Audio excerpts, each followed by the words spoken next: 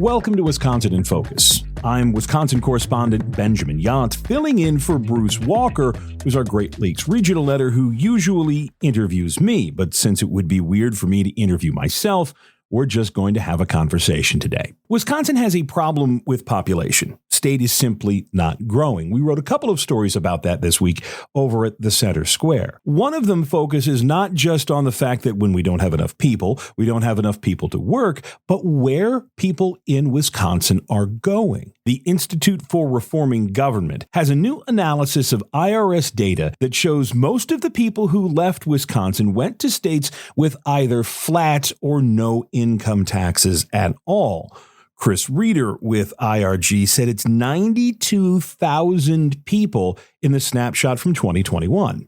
If we are going to tackle this workforce issue, this workforce crisis that we hear about from, literally every sector, gas station owners to teachers, we need more of everything.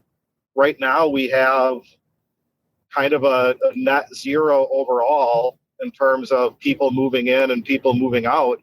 But my goodness, we're losing 92,000 people, 60% of them to places that simply have a better tax climate. So a really simple policy solution would be to address that and to try to cut off one reason why people are leaving.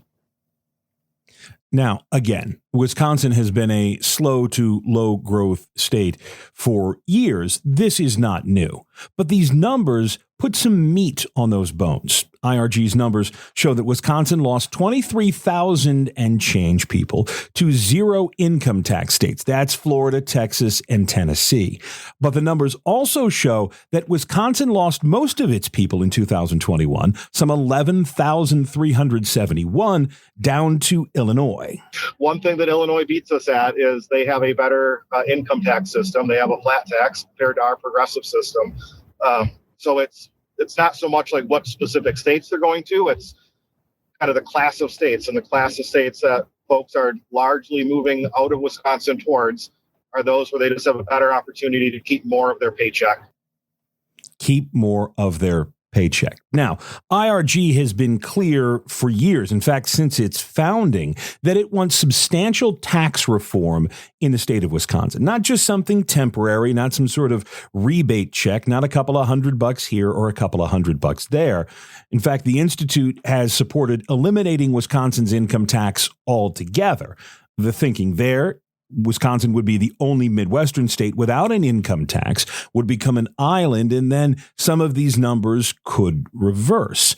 Now, it's not just about the people, Reeder says. It's about the money. Wisconsin, by losing these 92,000 people with a average adjusted gross income of over $82,000 each, the numbers say, adds up to about $4 billion.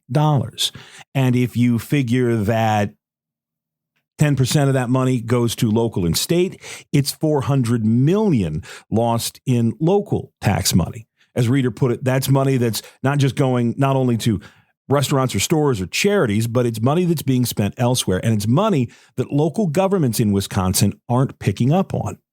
This is part of a broader story that we're going to end up writing about next week at the Center Square in Wisconsin, as to the focus this spring has been on spending Wisconsin's record $7 billion surplus and not about using that money to finance tax reforms. Again, like I said, IRG has been very clear for years that it wants to eliminate Wisconsin's income tax. And there were a number of Republicans who said they wanted to, too. Governor Evers promised to sandbag that idea. He guaranteed a veto if that was a proposal put forth. But the rest of the conversation about tax reform, maybe taking Wisconsin from a progressive tax to a flat tax, lowering some of the tax brackets, that hasn't happened. Reeder and IRG are very interested in what is happening in Iowa, where they are moving to a much lower flat income tax with eyes of eliminating their income tax altogether in the past couple of years. If you look at the Midwest, Iowa is on pace out of Wisconsin's neighbors to be the lowest income tax state here in the next couple of years. Illinois and Michigan have flat taxes just under 5%. Wisconsin has a top tax rate of 7.65%. I memorized that because I'm getting awful close to it. Minnesota has the highest income tax rate in the Midwest among Wisconsin's neighbors. It can go up over 9%. But again, this is part of the conversation that IRG and a lot of conservatives in Wisconsin want to have about changing Wisconsin's tax system. We wrote a story earlier in the week from Wisconsin Manufacturers and Commerce, the state's largest business group, that said Wisconsin is growing at half the rate of the rest of the country. Also said Wisconsin has the highest average age for working class folks. The median age in the state is just over 40 years. We are older and slower growing, and that does nothing to bring younger families into the state. That does nothing to quench the thirst for workers in Wisconsin. And ask anybody, from the governor to the businessmen to the folks working at the local Quick Trip, they need people to work.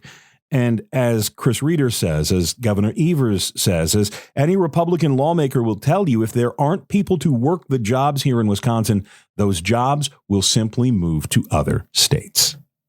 Like I said, we'll have more on this with a couple of stories on tax reform and spending coming up next week. Till then, you can keep up with this story and all of the others over at thecentersquare.com. I'm Benjamin Yott, Wisconsin correspondent. Please subscribe, and thanks for listening.